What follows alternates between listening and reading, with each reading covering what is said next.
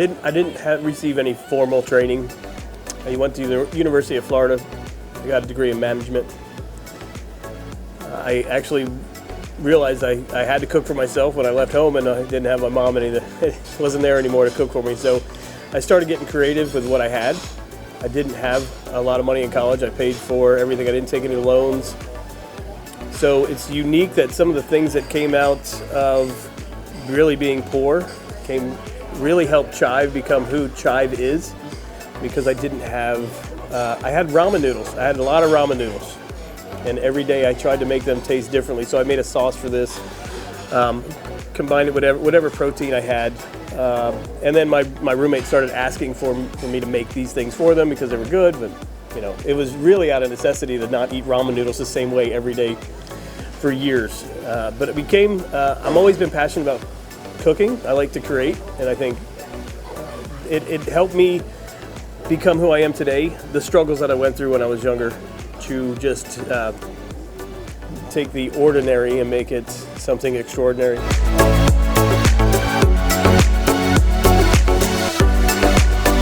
Obviously, not going to culinary school, I learned a lot in the business. Working, I actually started in the front of the house in the restaurant business. So the most important thing I learned in college wasn't at the University of Florida. It was watching the good and bad things from the management and the teams that I worked with when I was in college.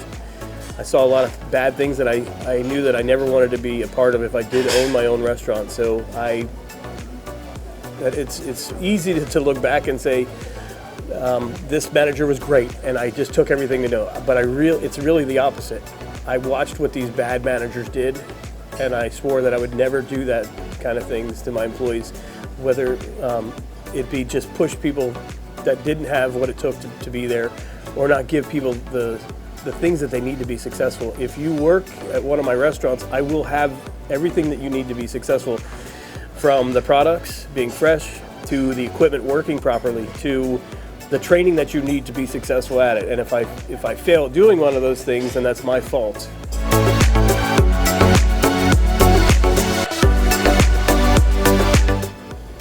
I really didn't do a whole lot of culinary. Like I said before, I wasn't a back of the house guy.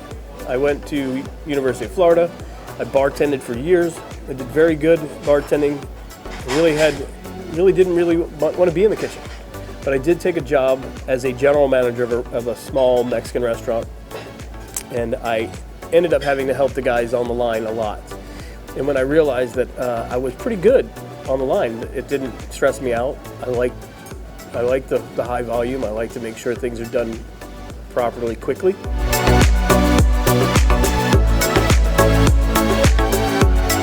I enjoy this field because I love talking to people, I love hanging out, and I love being creative. I also enjoyed that when I was buying and selling houses. So an entrepreneur is who I am and who I really always will be. It's just when you are an entrepreneur, you find what you're talented at and you kind of exploit that because that's what you're good at. I didn't do anything to be talented at that.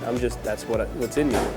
So creating stuff or building stuff or seeing something, I can see a finished product before I start it, and then that drives me to finish it. So I had that in the construction field, and when I was buying houses for myself, flipping a house.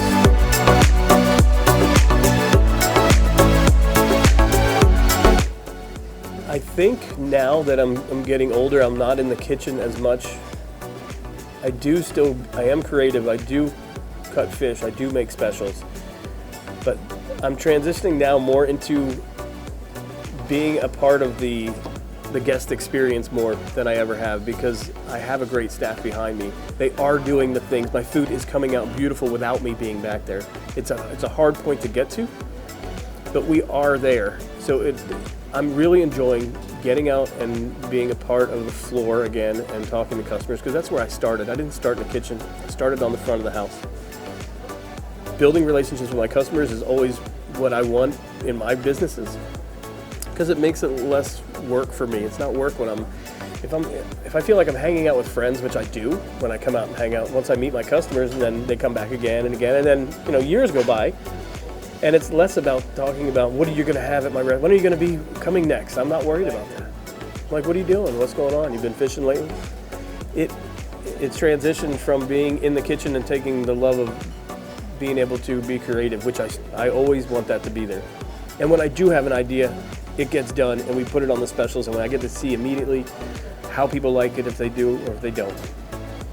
But my favorite part now in my life, being 49 years old, is enjoying the time on the floor with my customers.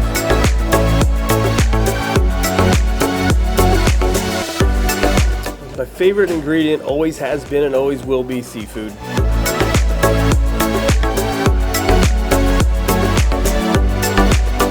My favorite kitchen tool is a knife.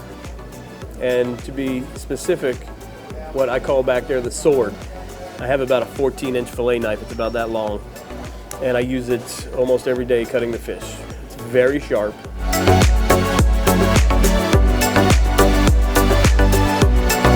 I wouldn't say an inspiration for the creations as much as the passion. And it seems silly, but I don't know a lot about, I didn't go to school, so I don't have a training of this chef did this and this chef did that. I am like everybody else, what I see on TV.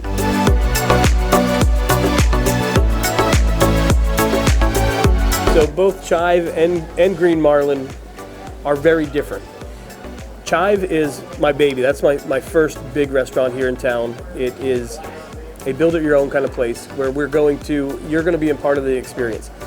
We have lots of creative sauces. We have fresh products. We have steak, pork, chicken, fresh seafood, shrimp. We have some vegan options, seasonal vegetables. All that stuff is prepared in front of you and in any way that you like it, with those 35 or so sauces that we make in-house. It's an experience that if you're not creative, we do have a suggestion menu that you're going to be able to look at and say, okay, I like this. I don't want to do that. That scares me. I don't want to be in line and have people behind me. And we get that. Or you can sit at the bar and get full service at the bar. Don't have to do anything. I got a checklist. You can knock it out real quick. Green Marlin, totally different. Full service restaurant, traditional. I always wanted a family-oriented locals restaurant.